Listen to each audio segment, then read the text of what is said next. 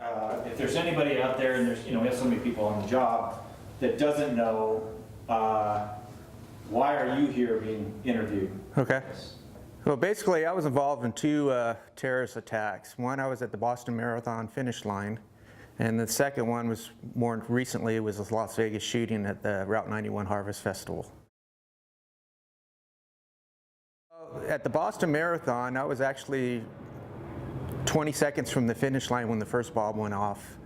To this day, I kind of went around a building. I couldn't tell you why, but my ex-girlfriend at the time and her brother, I were walking with her brother, and we just ended up taking a left instead of going straight. And we were basically right next to the finish line when the first bomb went off, and I knew it was a bomb. My brother-in-law didn't realize what was going on. And then the second concussion went off, and I felt that.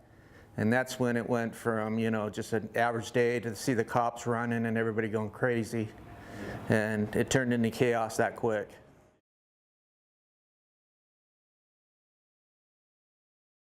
Yeah, so I went with 4 other people from the job: Deputy Chief Wright, Battalion Chief Trish Paulette, her husband Bruce Paulette, and Steve's girlfriend. And we just went for a good weekend. We had probably the best vacation I ever had in Vegas at the time.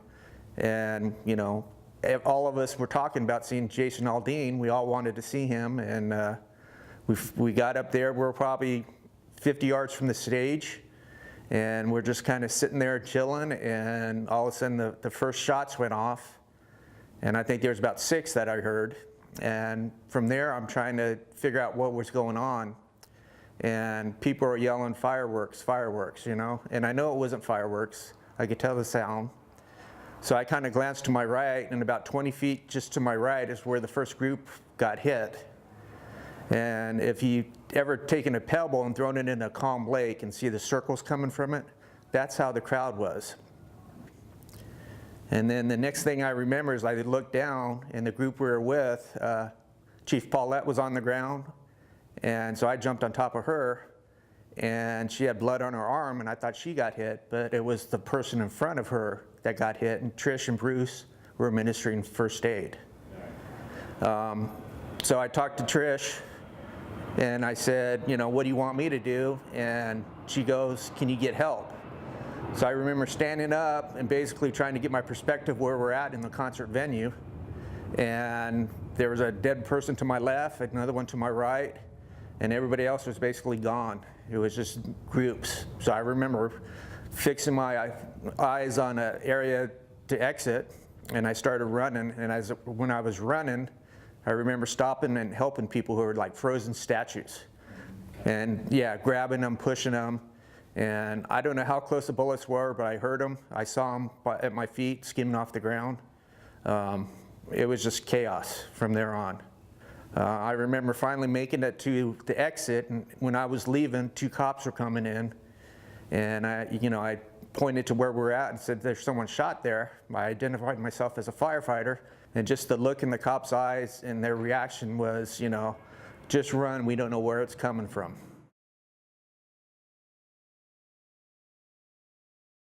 Absolutely, I felt it was.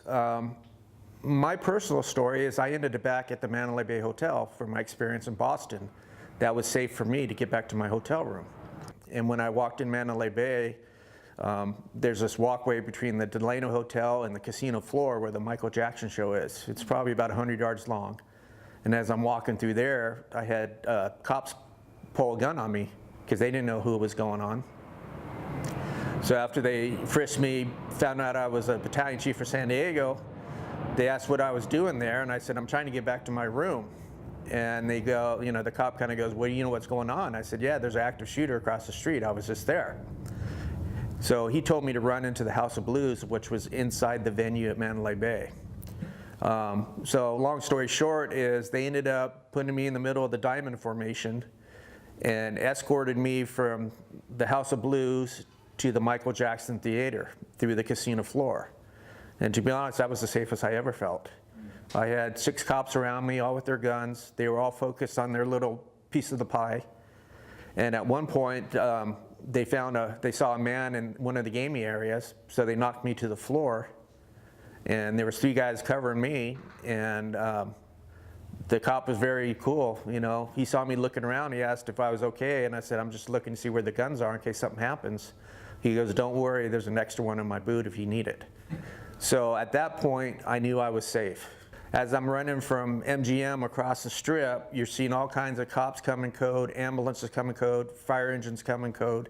I talked to Chief Wright and Chief Paulette, and they said the same thing from their venue. There was cops and first responders all over that place. And it seems like for each one of these things, as I'm asking them, these guys, time is an odd thing because you just can't go, yeah, oh, it was so-and-so minutes from the time that the shoot happened to when, you know, PD arrived. But it's, from your story, it seems like it's pretty quick. No, it was definitely quick. I mean, there was all kinds of cops and first responders at the venue themselves. Right, yeah, okay, yeah. And I think they did a good point of identifying where the target was, and then they started working on getting everybody out of the way and helping with the first, you know, the victims. As far as the police presence, they did everything they could to clear the scenes, to clear the hotels. They had reports of active shooters all up and down the strip because everybody from the venue was running to their hotel. And as they're running in, they're seeing gunshots and blood. And so, you know, it wasn't just located at the Route 91 festival, it was all up and down the strip. So I'm sure the PD were overwhelmed. I'm sure the first responders were overwhelmed, just like any mass casualty, until they figure out what was happening.